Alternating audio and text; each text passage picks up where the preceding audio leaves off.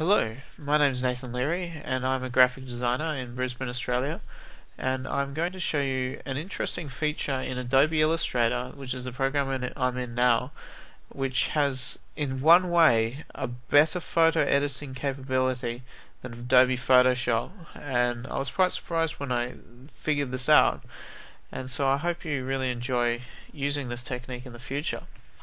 So what I've got here is a photo which I created a while ago. It is just a bit of fun. It's Cupid, and he's eaten too many donuts.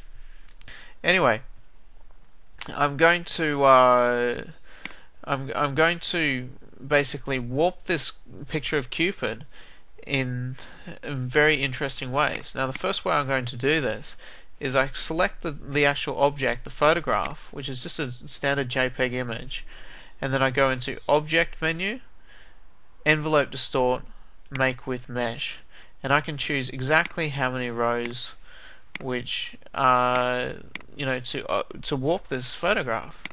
So I can select this and I can warp the photograph quite effectively with a lot of precision.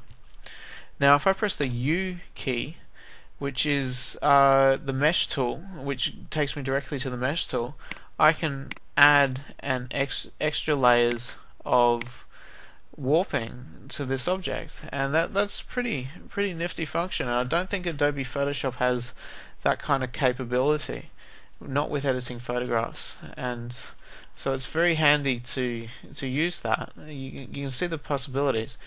And what I'm going to do here is I'm going to use the same concept, except I'm going to basically make this object in the shape of a sphere.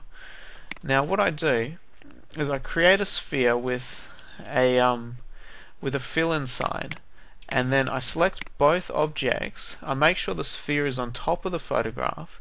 I go Object, the Object menu, then Envelope Distort, Make with Top Object, and you can see that has created a very effective way of spherizing this object. And it hasn't done a perfect job, but it is pretty close, and there are ways you can make a perfect sphere using Adobe Photoshop. Now, what I'm going to do here is I'm going to press the U key again, which goes into the mesh tool, and then I'm going to edit this sphere, the actual shape of this sphere.